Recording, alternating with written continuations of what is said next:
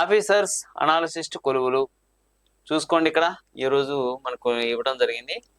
Officers analyst కొలువులు national bank for financing infrastructure and development NABFID 66 officers analyst grade పోస్టులకు ప్రకటించింది. రాత పరీక్ష, ఇంటర్వ్యూ, వైద్య పరీక్షల ఆధారంగా ఎంపిక చేస్తారు.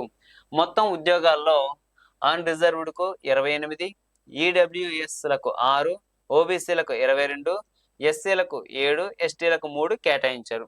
ఏం అర్హత ఉంది? అర్హతను చూస్తే lending operations, investment and treasury accounts సంబంధించి ఫైనాన్స్, బ్యాంకింగ్ అండ్ ఫైనాన్స్ స్పెషలైజేషన్తో పాటుగా management post graduation degree, diploma లేదా MBA చదివినటువంటి ఫైనాన్స్, బ్యాలెన్సింగ్ అండ్ ఫైనాన్స్కి సంబంధించి అది లేకపోతే ICWA, CFA, CMA, CA ఇందులో ఏ కోర్సు పూర్తి చేస్తున్నా సరే వాళ్ళు ఈ పోస్టులకు అయితే అర్హులే. హ్యూమన్ రిసోర్సెస్ మీకు ఇది కొంచెం పెద్ద చేసి చూపిస్తా. మీకు కావాల్సినటువంటి వాళ్ళు ఎవరైనా సరే ఇది ఒకసారి చూసుకోండి. ఈ సర్టిఫికేట్స్ ఉన్న వాళ్ళు ఎవరైతే ఉన్నారో వాళ్ళు మాత్రం ఖచ్చితంగా దీనికైతే అప్లికేషన్ పెట్టుకోండి. ఓకేనా?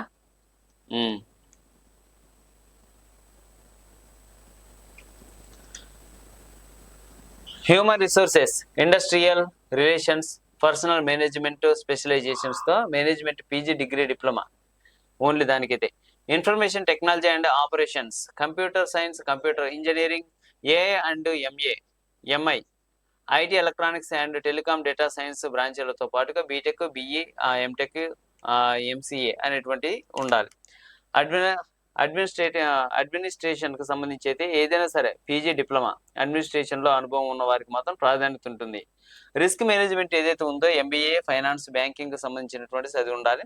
లేదా ICWA అదిలే, దాంతోపాటుగా CFA, CA, FRM లేదా రిస్క్ మేనేజ్మెంట్ సర్టిఫికెట్ ఉన్న వాళ్ళకి మాత్రం ప్రాధాన్యత ఉంటుంది. ఇక్కడ corporate strategy, partnership and ecosystem development ఈ యొక్క పోస్ట్కు మాత్రం PG ఎకనామిక్స్ చేసి ఉండాలి.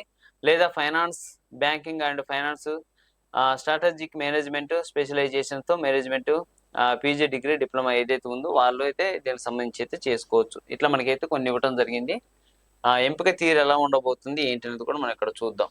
ఇక్కడ వయసు వచ్చేసి 31/3/2024 నాటికి 32 సంవత్సరాలు మించకూడదు. SC, ST 5 ఏళ్ళు, OBC వాళ్ళకు మాత్రం 3 ఏళ్ళు, దివ్యాంగులకు మాత్రం 10 నుంచి 15 ఏళ్ళ సడలింపు అనేది ఉంటుంది.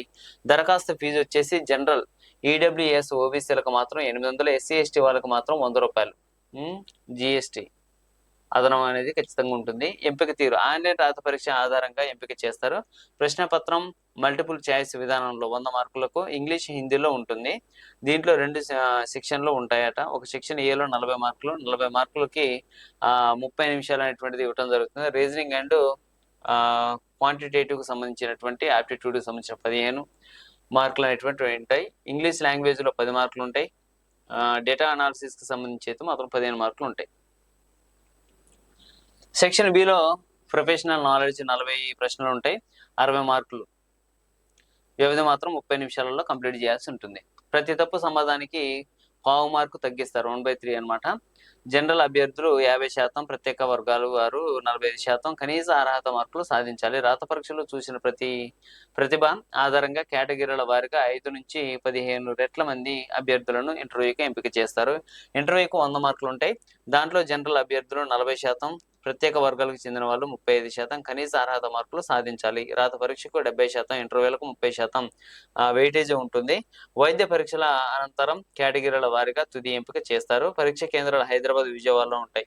తెలుగు రాష్ట్రాలు అయితే ఇది చూసుకోండి. ఆన్లైన్ చివరి తేదీ మాత్రం 19/5/2025 తారీఖున పూర్తి తరహాలో ఎండ్ అయిపోతుంది చివరి తేదీ. ఎవరైతే వీటికి అర్హత కలిగి ఉన్నారో ఖచ్చితంగా మీరైతే అప్లికేషన్ చేయండి.